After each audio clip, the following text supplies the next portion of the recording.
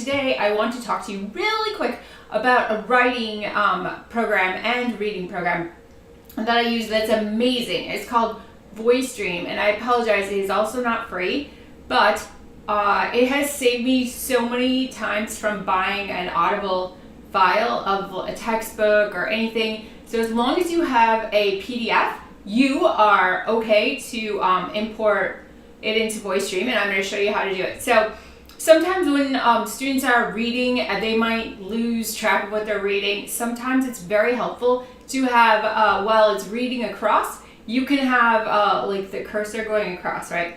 So I really like VoiceStream because number one, it will read any PDF to you. You can put websites into it. There is a resource, it's called BookSource. If your student has an IEP, a 504, contact me because I can help you.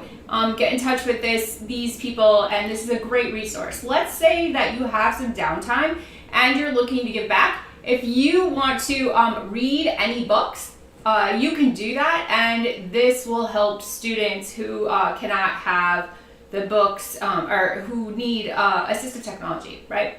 So that's one thing, is called BookSource, but you do need to be on a 504 and IEP. There are a few other services I've used. I've not found any that are really helpful. Some are say they're helpful and that they'll give you a hybrid membership until you can get your disability. Well, it's obviously it's called the Disability Support Services in most universities.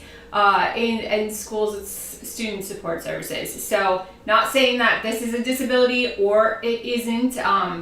There are a lot of different words that are used in law that would imply that you get services, but it doesn't mean that necessarily that's that's a bad thing. That's sometimes, a lot of times when I speak about, I talk a lot about assistive technology, and I say that it's kind of just leveling the playing field, right? Because even this is really, really important actually, because as we move to standardized tests that are not going to be, hopefully they're not going to be in a large testing center. They're actually looking at putting the SAT and the ACT. They're looking at having that be, you take that online at home, okay? So there's going to be a lot of protocols, and they're probably, the privacy is, that's going to be really interesting. But it's a great thing, right? It could really be helpful for anyone that has test anxiety. So like, think of this, like I'm sitting on this ball because that really helps me focus. And it's actually really great for exercise, for usually. There's some conflicting things out there for ergonomics, but anyway, we'll just go with it's good for exercise because, you know, you can wiggle around and such. Anyway, so think if you could take a test and you were sitting on a ball versus a chair. I have a bunch of different like little resources or little tricks that I use with my students. So sometimes just anything that will help them trigger their whatever the environment was when they were studying. So if let's say that you were studying and you had a lozenge in your mouth and it was peppermint, then I would say, see if we can get that in your accommodation plan, right? Because what that does is it uses neuroscience, it uses your different sensory pathways, it uses your different brain processing pathways, but what it does is it kind of will calm the student down, and it doesn't matter, students of any age, like even if you're like taking the series 3 or series 7 or FINRA or whatever, and if you can have something in your mouth like a lozenge, it will calm you down, especially if every time you study, you have a lozenge in your mouth. It's just kind of like fooling your brain into, yeah, I can do this, right? And that's one of the really cool things about learning, is that that's all we need to do, is just fool our brain into functioning, or well, what I call, it's not really fooling, I really call it optimizing, right? You just find the way your brain works best, and then you to do anything you need to so that you can get that information into your brain as quick as possible. Okay, so that is, I gave you 2 little tricks there. But so what's really interesting about this, as I was talking about testing and different accommodations is you're gonna want those, and I'm not exactly sure how this is gonna work, quite honestly. I've been in distance programs before where they have you like hold your entire computer around the room to make sure that you're not cheating. I know a lot of universities are kind of pushing back against this, which is interesting to me. I understand why they're pushing back. However, they have the issue with Varsity Blues and the fact that there were coaches that were giving students they were taking the test for them, except that is wrong. That is not what a coach does. And I've had this conversation with multiple people. There are people online that will advertise that they'll write your term papers for you. So don't do that. Please don't do that. Not only is this a violation of ethics, but it's a violation of the contract between you and the institution. So even if you're in a private university, okay, a lot of the law that goes into education, this is not legal advice, but is based on contract law and breach of contract. So in one of my classes, I had to write about what would happen if you failed to disclose something that was negative on your college entrance exam. And what happened was, in this situation, it was armed services, and I had to go into some armed services law and things, and I can't remember exactly what it was, but I'll link it if you want to read it. It was just a hypothetical, so we do a lot of hypotheticals, right? But anyway, the point being was, what is the responsibility to the institution?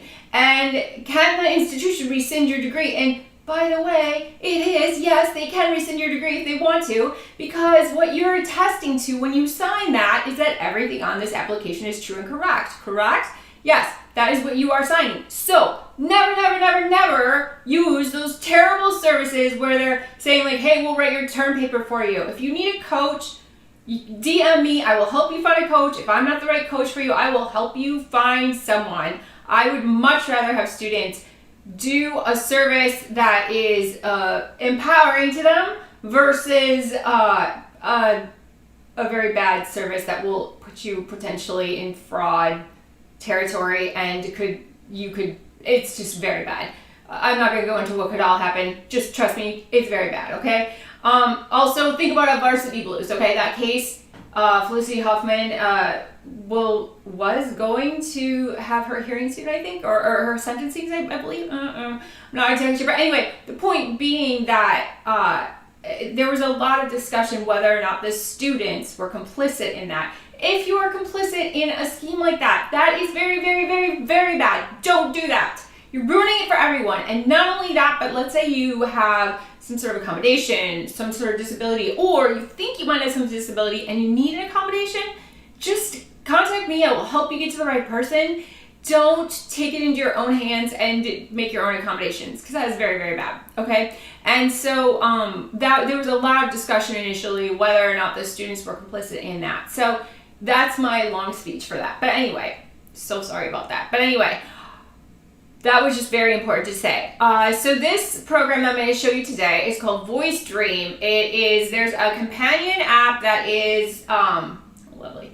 There's a companion app that is Writer's Dream, I believe. I've not used that one, but I use Siri, and I also set my phone up so that all I have to do is swipe with 2 fingers down, and it will read everything to me on that screen. So without further ado, I'm going to put that on here, and I'm going to attempt to airplay it to there. So we'll see if that works. Let me see.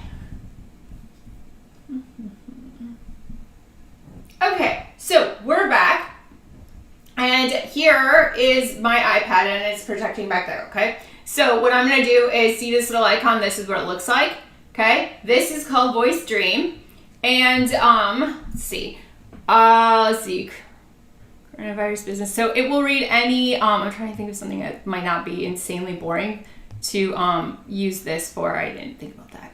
Oh, here, let's do the cyberspace. It's the Cyber Solarium report that Chris and I are going to be talking about on our legal podcast. So, okay, so here you go. law can be a little dry sometimes, and there's a lot of reading.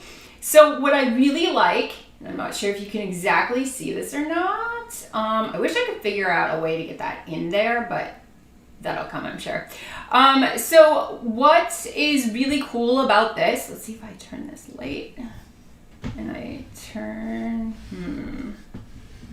yeah, if I touch it, yeah, it's not so working. I think it was better with the light. Oddly enough, it was. Okay. Yes, it's not gonna work. I need to find a better way. Un minuto.